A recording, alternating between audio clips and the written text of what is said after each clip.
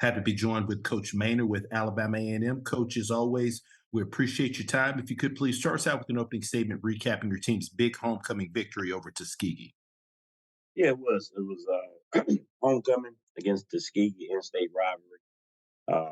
We played them for a long time, and we're just not getting back to start this rivalry back up. And record crowd, 26,391. But it's probably another 30, 40, 50,000 people outside the stadium. It was unbelievable environment and SWAC game and homecoming. They came in 4-0, and we knew they had a good football team. So we just try to work on ourselves and be ready. We'll be ready to play. And we executed well in all three phases: offense, defense, special teams. And the game just kind of got away from them. But we just think that that's what we're supposed to do. We're a D1 program, they're a D2 program. We got more scholarships. We're bigger, faster, stronger. So we executed at a high level, and that's what we expected to do.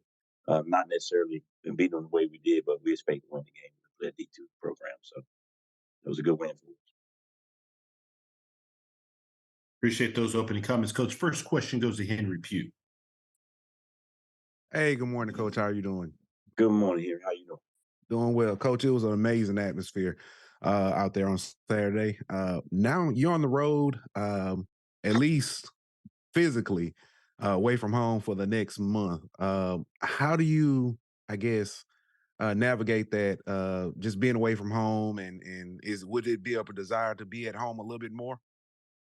Well, it's always nice to be at home in front of your home crowd, sleeping in your own bed. But I like away games, kind of get the guys away earlier than normal.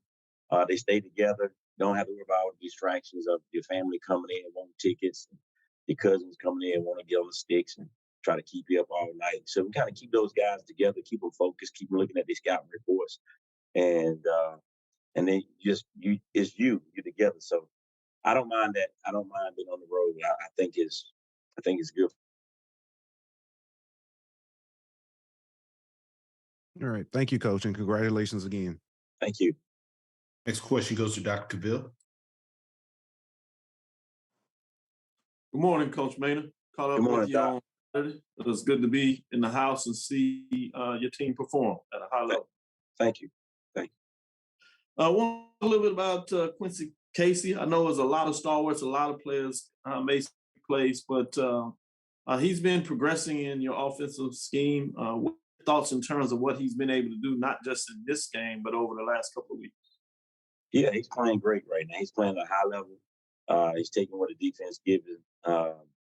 He's getting his in out of plays, throwing to the right guy. Yeah, he's throwing on time.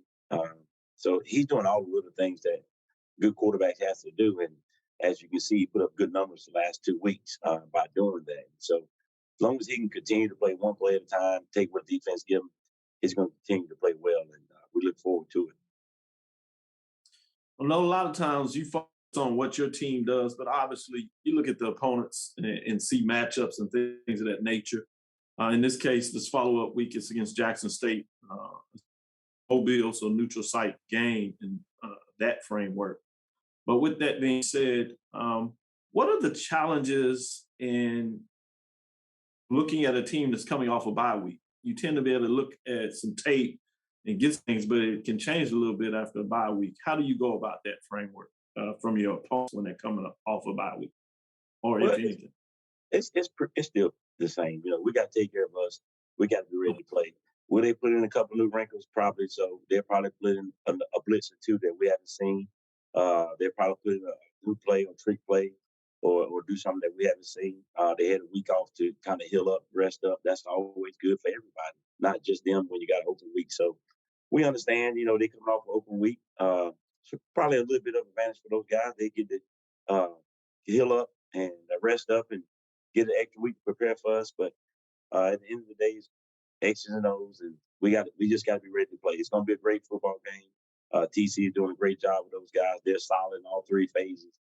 And, it was a great game last year. We go to Mobile. And so it's a Gulf Coast challenge. It's going to be a good football game. It's going to be a good football game. Certainly believe that. Again, congratulations on this past weekend. Look forward to the matchup. And thank you for giving me some of your time this weekend, Coach. Thank you. No problem. Currently taking questions for Coach Maynor with Alabama A&M. If you do have a question, please utilize the raise your hand feature to get your question in the queue for Coach. Floor is now open for questions. Next question goes to Perry Daniels. Coach Maynor, this game was becoming a pretty heavy rivalry with the presence of Coach Prime at Jackson State. With him having moved on, has this game lost any of its luster? I don't think so. It's another conference game. To say they on our side, we're on their side, and it's always been a competitive game. We got away from us at homecoming up here one year, got away from them their first year there, Prime first year there. But other than that, it's always been good football games. It's always been a tough game, tough four-quarter battle. That's what we expect. It was four-quarter battle last year. We had opportunities and didn't execute down the stretch. But you got to take your hats off to them. They caused us to fumble the ball a couple of times. So that's all part of it, and we look forward to it. That's why we take the game to Mobile in the Gulf City Challenge. It's becoming a great rivalry. And Quincy Casey, with him having come from Jackson State, can you talk about what you expect out of him this weekend and where he is in that transition from Jackson State to Alabama A&M? I don't know 100% because I can't read minds, but he gonna want this game a little bit more than anybody else because he came from Jackson, and that's what I got to remind him of. That listen, yeah, I know it's Jackson, but it's the next game, it's the biggest game on the season because it's the next game, not because it's Jackson. And he has to continue to play the way he's been playing, making his reads, taking what the defense is giving him. And trust me, I would tell him this too. If you start playing outside of yourself, you will be standing beside me. Okay. I'm not going with this hero stuff, So you're going to continue to play the way you've been playing, making the reads, making your checks, doing what you're supposed to do, or you'll be beside me. Okay. And you're not going to make this personal. You're going to play this game just like you played the last two, or you'll be beside me. Simple. Thank you, Coach. Good luck. Thank you. Thank you. Currently taking questions for Coach Maynor with Alabama A&M. Next question goes to Keisha Kelly. Hey, Coach. Good morning. How are you? Hey, Keisha, I'm doing fine. How you doing? Good. I was in the building too, so congratulations on the big win. And like you said, you're preparing for the next opponent. Mine is just kind of a congratulatory. Did y'all get out there and get a chance to enjoy some of the festivities? I did see you walking through the tailgate. So did you get out there to enjoy any of that festivities after that big win? I did. Once you get a big win on Saturdays, you got Saturday, the rest of Saturday to enjoy it. And then Sunday morning, you got to get to work, correcting the film, and get ready for your next opponent. So, yeah, I got out and went to tailgate a little bit. We played at 2:00, so the game was over about 5:30. And so I got out to mingle with the crowd and got a little tailgating experience. It's HBCU, man. This is what it's about. You can't do this at the big schools. HBCU, this is what it's about. I grew up in this, and so I get out there with the fans and shake hands and get some food and go around and meet people. I think that's what it's about, and I'm not too big to do that. I enjoy it. I enjoy it. All right. Good luck this weekend, Coach. Thank you. Next question goes to Jay Keith. Hey, Coach. What kind of problems does Jackson State present at you comparing the quarterback from last year, the Shedeur Sanders, compared to Brown? Brown probably a takeoff a little more than Shedeur. He don't want to run the ball. He'd run the ball if he had to. He wanted to get that ball out of his hand, and he knew where it was going. He was going with the ball. He does an excellent job of pre-snap read, post-snap read, and getting that ball out. So,